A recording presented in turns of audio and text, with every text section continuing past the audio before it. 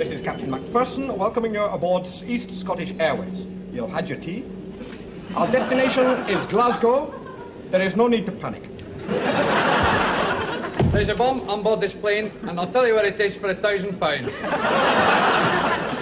I don't believe you. If you don't tell me where the bomb is, if I don't give you the money, unless you give me the bomb... The money? The money, thank you, pretty lady. The bomb will explode, killing everybody. Including you. I'll tell you where it is for £1. There's £1. I don't want Scottish money. They've got the numbers. It can be traced. £1 English. Now, where's the bomb? I can't remember. You forgot. You better have your poon back. Oh, fingerprints. Now, where's the bomb? Wait a tick. My first is in Glasgow, but not in Spain. My second is in steamer, but not in train. My whole is in the luggage compartment on the plane. I'll tell you where the bomb is for £1. It's in the luggage compartment. Right, here's your £1. Is this character giving you any trouble? It's just ruined this sketch. Yes, absolutely. Right, let's go on to the next one. No, wait a tick. I won't ruin your sketch for £1. No. 75 Right, feet. next item. I see my role in it as, how can I put it, the nude man, as sort of symbolizing the two separate strands of existence, the essential nudity of man.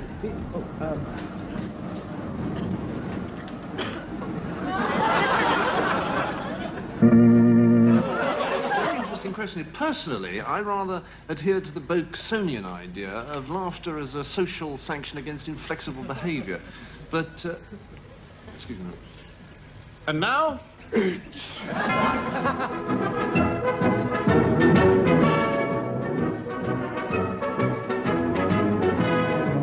Monty Python's Flying Circus.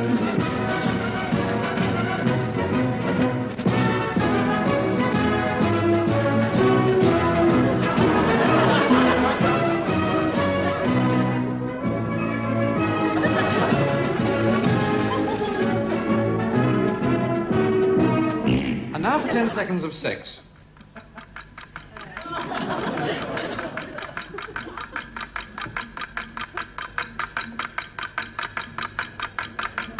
All right, you can stop now. Well, we'll be continuing with Monty Python's Flying Circus in just a moment. Yes, we're going back to the show in just one moment from... now. This new housing development in Bristol is one of the most interesting in the country. It's using a variety of new techniques: shockproof curtain walling, a central high-voltage self-generated electricity source, and extruded acrylic fiberglass fitments. It's also the first major housing project in Britain to be built entirely by characters from 19th century English literature. Here, Little Nell from Dickens' old curiosity shop fits new nylon siphons into the asbestos-lined ceiling. But it's the electrical system which has attracted the most attention. Arthur Huntingdon, who Helen Graham married as a young girl and whose shameless conduct eventually drove her back to her brother Lawrence in Anne Bronte's The Tenant of Wildfell Hall, describes why it's unique. Because, sir, it is self-generating. Because we have harnessed here, in this box, the very forces of life itself. The very forces that will send Helen running back to beg forgiveness. The on-site building techniques involve the construction of 12-foot walling blocks by a crowd of farmhands from Tess of the D'Urbervilles, supervised by the genial landlady Mrs. Jupp from Samuel Butler's Way of All Flesh. In contrast to the site in Bristol is progress here on Britain's first 18-level motorway interchange, being built by characters from Milton's Paradise Lost.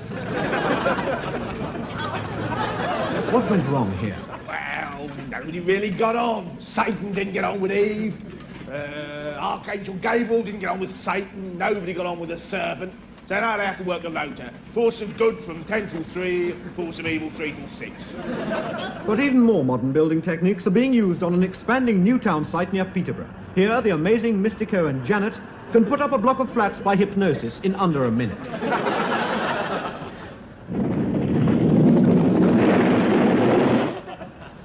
The local council here have over 50 hypnosis-induced 25-storey blocks put up by El Mystico and Janet. I asked Mr. Ken Very Big Liar the advantages of hypnosis compared to other building methods. There is a considerable financial advantage in using the services of El Mystico. A block like Mystico Point here would normally cost in a region of £1.5 million. This was put up for £5 and 30 bob for Janet. But the obvious question is, are they safe? Of course they're safe. There's absolutely no doubt about that. They're as strong, solid, and safe as any other building method in this country. Provided, of course, people believe in them. Yes, we received a note from the council saying that if we ceased to believe in this building, it would fall down. You don't mind living in a figment of another man's imagination? No, it's much better than where we used to live. Where did you live? We had an 18-room villa overlooking Nice. Really? That sounds much better. Oh, yeah. You're right. No,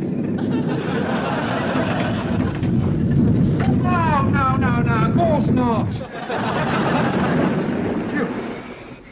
That was close. But the construction of these vast new housing developments, providing homes for many thousands of people, is not the only project to which he has applied his many talents. He also has an infallible pools method, a school of Spanish dancing, and a car hire service. What is the driving force behind a man of such restless energies and boundless vision? Here, as with so many great men of history, the answer lies in a woman. As Antony has his Cleopatra, as Napoleon has his Josephine, so Mystico has his Janet. Yes, Janet, a quiet, shy girl, an honours graduate from Harvard University, American junior sprint record holder, ex-world skating champion, Nobel Prize winner, architect, novelist, and surgeon. The girl who helped crack the Oppenheimer spy ring in 1947. She gave vital evidence to the Senate Narcotics Commission in 1958. She also helped to convict the woman at the chemist's in 1961. And a year later, she gave police information which led to the arrest of her postman. In October of that same year, she secured the conviction of her gardener for bigamy, and 3 months later personally led the police swoop on the couple next door. In 1967, she became suspicious of the man at the garage, and it was her dogged perseverance and relentless inquiries that 2 years later finally secured his conviction for not having a license for his car radio. He was hanged at Leeds a year later, despite the abolition of capital punishment and the public outcry.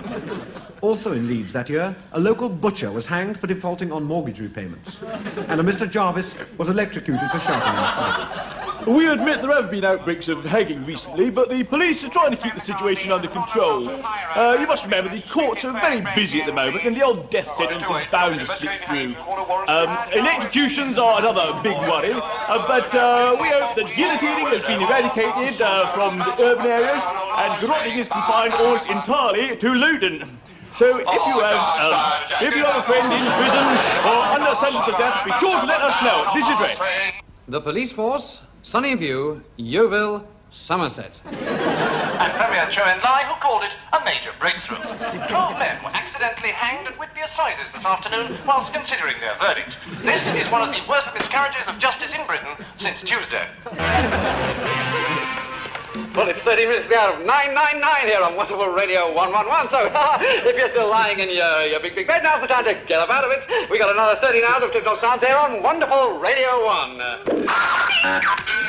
sorry about that. So unless you have brain cells or have completed the process of evolution, there's a wonderful day ahead. Must be on Radio 4, Radio 2, 3, Radio 4. It's 9 o'clock and time for Mortuary Hour, an hour of talks, tunes and downright tomfoolery for all those who work in mortuaries. Introduced as usual by Shirley Bassey. Well, we're going to kick straight off this week with our mortuary quiz, so have your pens and pencils ready. Turn that radio off and look lively. Oh, well, Mr. Won't argue about us, Smith. This is our mortuary, and here, Your Grace. I see. I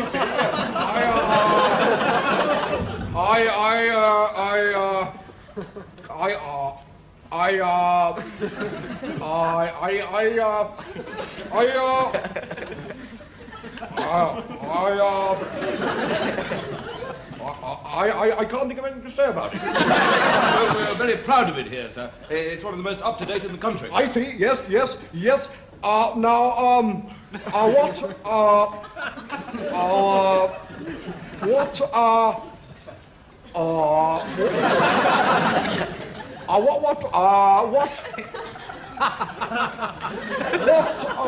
What is it? Is it a power station? No, Your Grace, it's a mortuary. I see. Good. Well, it has one of the most advanced thermostat control systems in the country. And it has computer-controlled storage facilities. I see.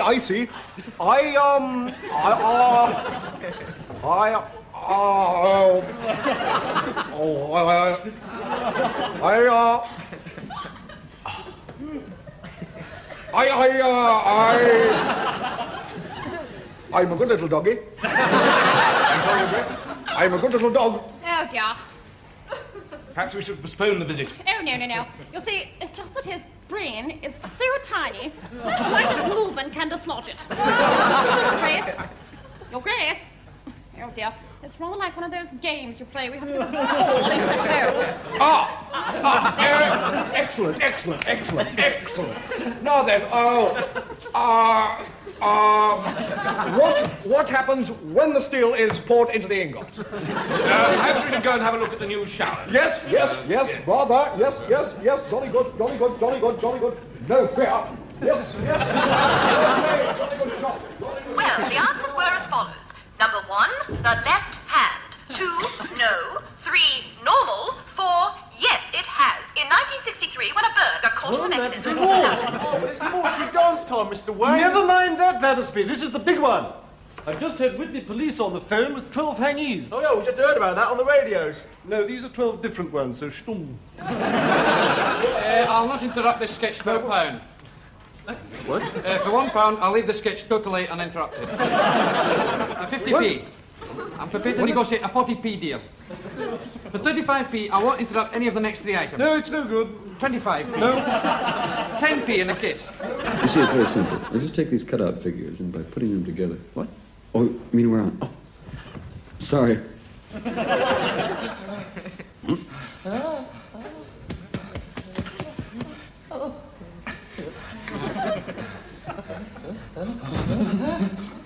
Wait, Nigel. I've got this strange feeling we're being watched. Oh, my God, Bruce. It's the police. Dignum, dignum, hoc conventu et silentio, dignum vestis studis, atque oribus esse videate. Oh, lunch break.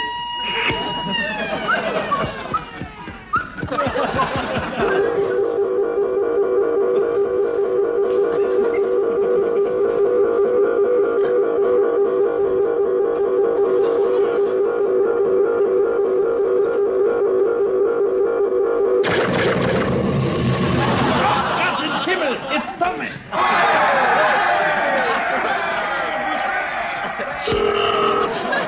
55 years later, back in London. Hello, good afternoon, and welcome to the second leg of the Olympic final of the men's hide and seek, here in the heart of Britain's London. You'll be starting in just a couple of moments from now, and there you can see the two competitors. Francisco Huron, the Paraguayan, who in this leg is the seeker, and there's the man he'll be looking for, our own Don Roberts from Hinckley in Leicestershire, who his trainer tells me is at the height of his self-secreting form. Now, in the first leg, which ended on Wednesday, Don succeeded in finding the Paraguayan in the new world record time of 11 years, 2 months, 26 days, 9 hours, 3 minutes, 27.4 seconds in a sweet shop in Kilmarnock. Now, they're under starters' orders. On the marks! Get set! 1, 2, 3, 4, 5, 6, 7, 8, 9, 10, 11, 12, 13, 14, 15,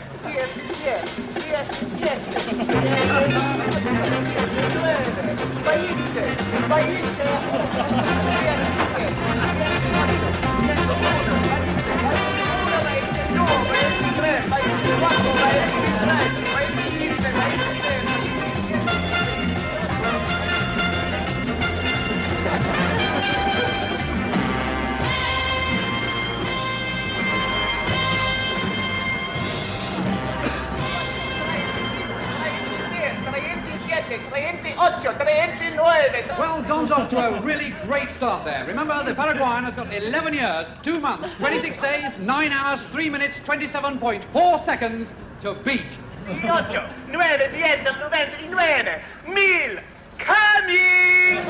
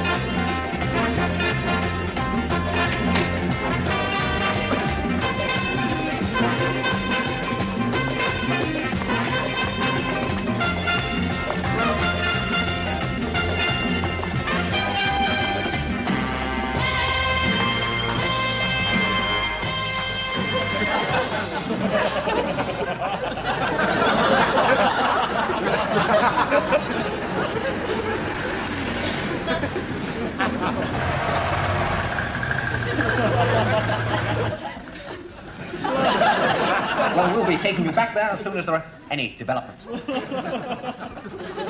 Well, we've just heard that something is happening in the hide-and-seek final, so let's go straight over there. Hello again, and welcome to Madagascar, where Francisco Huron is seeking Don Roberts. And I've just been told that he's been unofficially described as cold.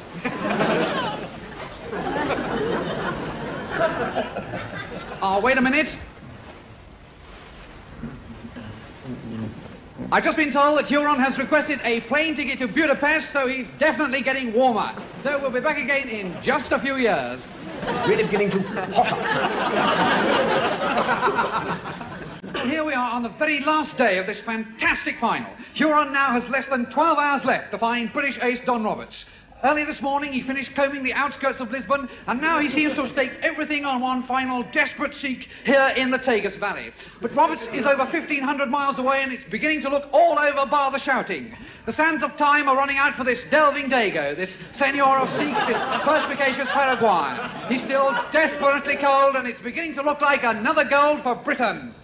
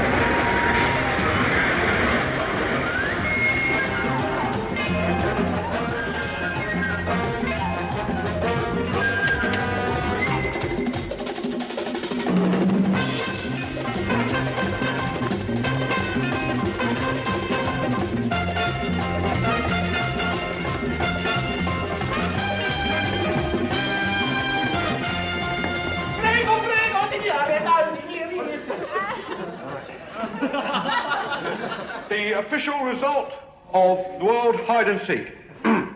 Mr. Don Roberts from Hinckley, Leicestershire, 11 years, 2 months, 26 days, 9 hours, 3 minutes, 27 seconds. Mr. Francisco Huron, Paraguay, 11 years, 2 months, 26 days, 9 hours, 3 minutes, 27 seconds. The result, a tie. A tie, what a fantastic result. Well, the replay will start tomorrow at 7:30 a.m.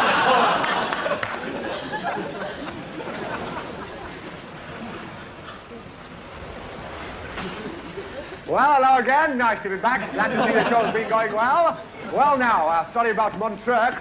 That was a little item entitled Hide and Seek. Very anarchic, very effective, not quite my cup of tea, but very nice for the younger people. Well, the next item the boys have put together takes place in a sitting room. Sorry, it's just a sitting room, but the bank account's a bit low after the appallingly expensive production of Clutch. This is a totally free introduction, and no money has changed hands whatever.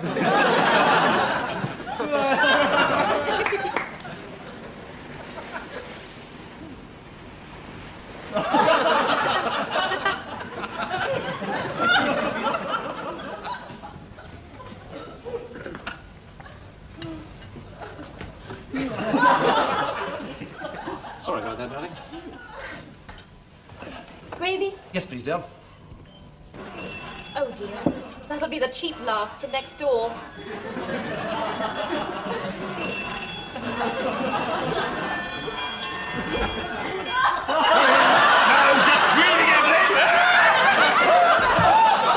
Oh, we just dropped it! Did you let that come through? Oh, yes!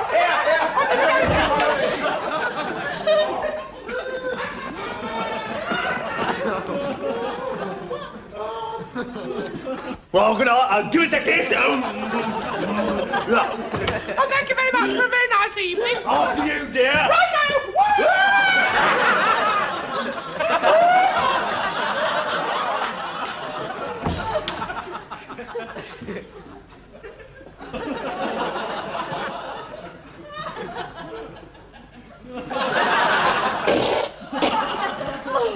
Oh, honestly, dear, why do we always have to buy everything just because the cheap laughs have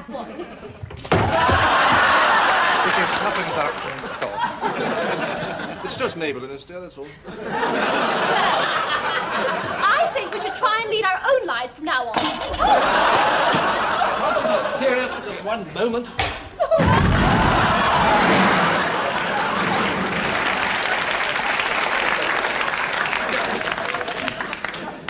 I'm sorry I was cross earlier.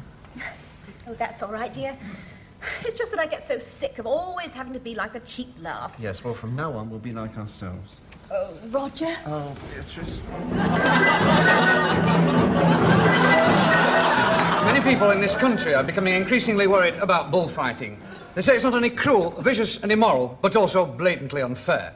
The bull is heavy, violent, abusive and aggressive, with 4 legs and great sharp teeth, whereas the bullfighter is only a small, greasy Spaniard. Given this basic inequality, what can be done to make bullfighting safer? We asked Brigadier Arthur Farkas Smith, chairman of the British World Basically Club. Well, basically, it's quite those minuscule Dago chappies have got it all wrong. They prance round the bull like a lot of ballet nightclub dancers looking like the younger generation or a less smooth version of the Lionel Bragg troupe with much of the staccato rhythms of the early Davis dancers at the height of their success.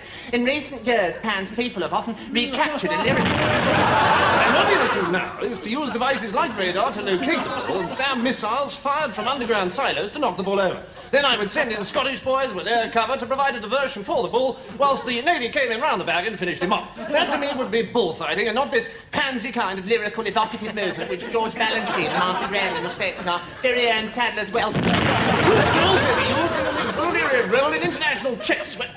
What? I'll put the lights on again for a pound. I'm sorry about this interruption, but we'll soon put things right with just a simple little push of a button. Oh, ow. Help. Oh, dear. Oh, dear.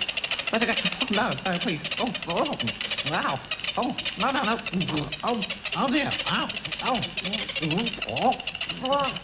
Oh.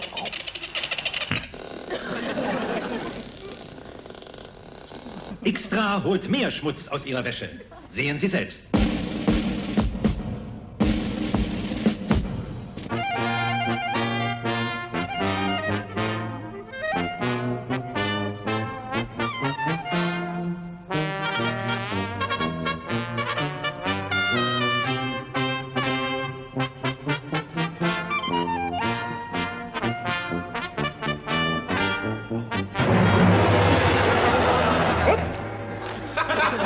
I'm very sorry, but I don't know why I've been included in this cartoon.